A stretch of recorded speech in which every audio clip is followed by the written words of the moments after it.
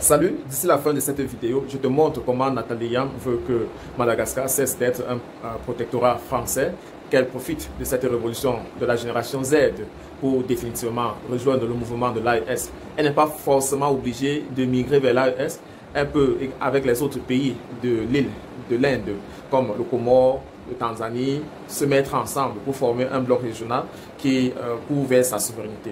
Et voilà pourquoi beaucoup d'Occidentaux n'ont pas aimé le commentaire de Nathalie Yamb lorsque le président Rajoelina a proposé recruter le nouveau gouvernement à travers un média occidental.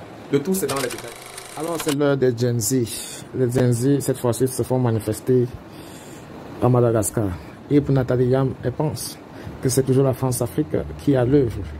Au lieu de s'attaquer au vrai problème, le président Rajoelina préfère plutôt mettre en berne son gouvernement et demande à cette population furieuse de faire les applications à travers LinkedIn. Et pourtant, ils se plaignent à cause du blackout, coupure d'électricité chronique. Nathalie Yamb, quant à elle, dit qu'il y a eu au moins 22 personnes tuées et que le président français de Madagascar, Andry Rajoelina, dissout donc son gouvernement et demande aux gens de postuler sur LinkedIn pour intégrer son prochain gouvernement. Toujours en quête d'attaque. Elle dit évidemment que comme son collègue compatriote Emmanuel Macron, à aucun moment il n'envisage démissionner. Il faut rappeler que Rajoelina fut élu. Est-ce que Nathalie Yamb veut également être nommée en Madagascar ou alors elle veut que Madagascar rejoigne l'AES? Madagascar, pour Nathalie Yamb, c'est le miroir du néocolonialisme français en Afrique. Et elle est entre l'effondrement social, le pillage économique et perspective d'une souveraineté inspirée de l'AES.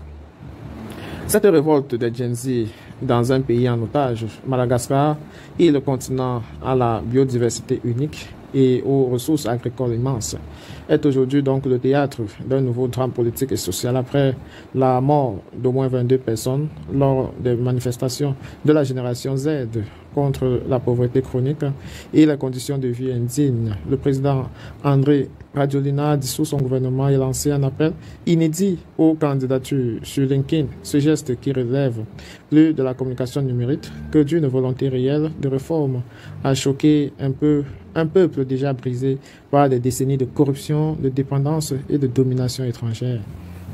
Mais au-delà de ce fait divers tragique, Madagascar illustre un problème fondamental. L'indépendance n'a jamais été réelle.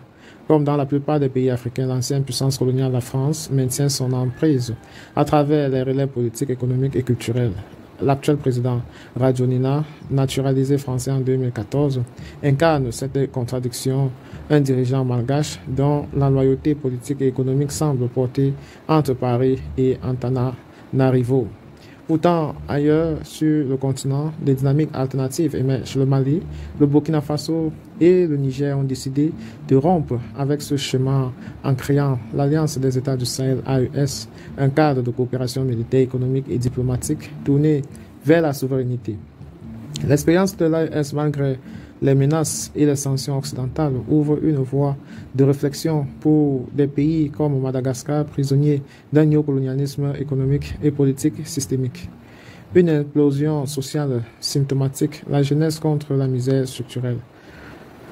Les manifestations récentes à Madagascar menées par la jeunesse dite Génération Z ne sont pas des soubresauts isolés. Elles traduisent une colère profonde face à un système bloqué. Précarité généralisée. Plus de 75% de la population vit avec moins de 2 $ par jour. Chômage massif des jeunes. Malgré un potentiel agricole et touristique gigantesque, les opportunités sont inexistantes. Inégalité structurelle. Une élite proche du pouvoir et des multinationales étrangères concentrent les richesses, tandis que les zones rurales vivent dans une pauvreté extrême. La réponse du régime, dissolution du gouvernement et appel aux candidatures sur LinkedIn a été perçue comme une insulte. Dans un pays où l'accès à l'Internet reste limité et où la majorité de la population vit dans les campagnes, utiliser un réseau social occidental comme solution politique démontre une rupture totale entre l'élite dirigeante et le peuple. Rajoelina, un président français à la tête de Madagascar. La figure d'Andry Rajoelina illustre donc la complexité du néocolonialisme.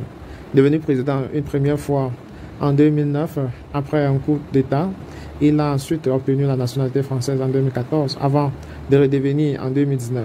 Cette double identité politique et symbolique soulève plusieurs questions. Allégeance politique ambiguë, un président ayant un passeport français peut-il réellement défendre les intérêts souverains de Madagascar contre Paris? Un relais de la France-Afrique, Radiolina, comme d'autres dirigeants francophones, est soupçonné de protéger avant tout les intérêts économiques français. La manipulation de l'opinion, ses discours de résistance, comme lors de son opposition à l'OMS pendant la pandémie, où il avait défendu le Covid organique, cache difficilement sa dépendance structurelle vis-à-vis des réseaux occidentaux. Ce paradoxe, un président malgache naturalisé français illustre parfaitement la continuité coloniale. L'indépendance formelle de 1960 n'a jamais débouché sur une souveraineté réelle. La continuité coloniale, une économie sous domination française, les secteurs stratégiques contrôlés par des entreprises étrangères. Madagascar est un pays riche sur le papier, vanille, nickel, cobalt, terre rare, bois, précieux, tourisme. Pourtant, ces richesses profitent rarement aux Malgaches. Pourquoi? Parce que plus de 300 entreprises françaises et d'autres multinationales contrôlent l'essentiel des secteurs stratégiques. La vanille, par exemple, Madagascar fournit environ 80% de la vanille mondiale. Mais ce marché est dominé par quelques grandes multinationales, dont certaines françaises, qui fixent les prix et exploitent les productions locales. Les mines, le nickel et le cobalt, ressources stratégiques pour la transition énergétique, sont exploitées par des consortiums étrangers. Les retombées fiscales pour l'État sont minimes. Les contrats léonines ayant été négociés au détriment de la souveraineté nationale. Agriculture et foncière, de vastes terres agricoles sont accaparées par des entreprises étrangères pour des projets d'exportation privant les populations locales de leurs ressources. La fiscalité de complaisance. Comme dans beaucoup de pays francophones, les grandes entreprises étrangères bénéficient de régimes fiscaux avantageux. Elles payent peu ou pas d'impôts, privant ainsi l'État de recettes essentielles. Résultat, Madagascar reste dépendant de l'aide internationale et des prêts des institutions financières occidentales. Une élite complice. Ce système ne fonctionne que parce qu'une partie de l'élite politique malgache sert de relais. Elle profite des rentes, détourne les fonds publics et bloque toute initiative de réforme structurelle. Radiolina s'inscrit dans cette continuité. Il incarne une bourgeoisie comprador, c'est-à-dire une classe dirigeante au service des intérêts étrangers. La fracture coloniale toujours vivante, indépendance confisquée. Lorsqu'on dit que Madagascar est catastrophique depuis l'indépendance, il faut préciser, ce n'est pas parce que le pays aurait mieux vécu sous la colonisation française, mais parce que l'indépendance a été une illusion. Les accords de coopération signés en 1960 ont maintenu la France au cœur du système politique, économique et militaire. Les entreprises françaises contrôlent toujours les secteurs stratégiques. La francophonie culturelle et l'ingérence diplomatique perpétuent une dépendance symbolique. Ainsi, Madagascar n'a jamais eu l'occasion d'expérimenter une vraie souveraineté. L'échec n'est pas celui du peuple malgache, mais celui d'un système néocolonial verrouillé.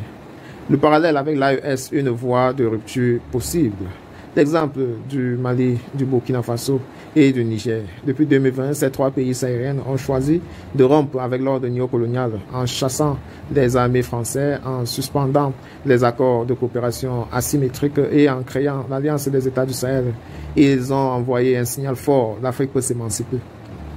Leur démarche repose sur trois piliers.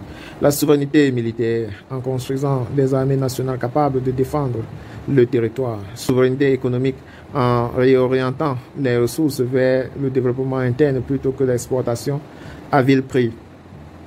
La solidarité régionale, en construisant des alliances régionales hors du contrôle occidental. Ce que Madagascar pourrait apprendre de l'AES. Madagascar, en tant que quille stratégique de l'océan Indien, pourrait suivre une logique similaire, réviser les contrats miniers et agricoles pour garantir une juste redistribution, réorienter la fiscalité en imposant réellement les multinationales, construire une alliance régionale avec les pays de l'océan Indien, Comores, île Maurice, Tanzanie, Mozambique, sur le modèle de l'AES, pour limiter les dépendances vis-à-vis des anciennes puissances coloniales. Le rôle de la jeunesse et des masses populaires, comme au Sénégal, la rupture ne peut, comme au Sahel, la rupture ne peut venir uniquement d'en haut. Elle repose sur la mobilisation des populations, de la jeunesse qui refuse de continuer à vivre dans un système verrouillé. Les 22 morts des manifestations récentes ne sont pas seulement des victimes, ils sont les symboles d'une génération prête à défier l'ordre établi. Répondre aux critiques, pourquoi ramener le colonialisme? Certains abjettent qu'évoquer le colonialisme serait un prétexte ou une fuite de responsabilité. Or, c'est l'inverse. Ignorer le colonialisme et le néocolonialisme, c'est ne pas comprendre les causes structurelles de la pauvreté. Comment expliquer la pauvreté chronique d'un pays aussi riche que Madagascar sans parler du pillage économique? Comment comprendre la fragilité de l'État sans mentionner la mémise étrangère sur ses institutions depuis 1960? Comment analyser la dépendance financière sans évoquer le rôle des entreprises et des banques françaises? Parler du colonialisme et de sa continuité n'est pas un exercice de mémoire nostalgique, c'est une analyse politique nécessaire pour comprendre pourquoi les solutions superficielles comme recruter un gouvernement via LinkedIn ne changeront rien. En conclusion, le Madagascar face à son choix historique. La situation actuelle de Madagascar est une tragédie, mais aussi une opportunité historique. Les manifestations de la jeunesse démontrent que le peuple refuse désormais de rester spectateur de sa misère. La dissolution du gouvernement et la mascarade du recrutement numérique ne sont que des manœuvres de diversion. Le problème est plus profond. Tant que Madagascar restera sous la coupe du néocolonialisme français, avec des dirigeants comme Rajoelina jouant le rôle de relais, rien ne changera. Mais l'exemple de l'AES montre qu'une autre voie est possible, une voie de souveraineté, de réappropriation des ressources, de solidarité régionale et de dignité retrouvée.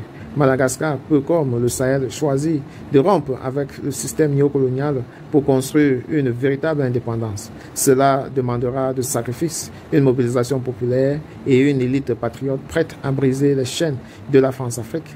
Mais c'est le seul chemin pour transformer la colère de la jeunesse en un projet politique libérateur. L'heure n'est plus aux demi-mesures. Soit Madagascar continue d'être un protectorat français déguisé, soit il devient un acteur souverain de l'Afrique nouvelle, aux côtés des États du Sahel et de tous ceux qui refusent la domination.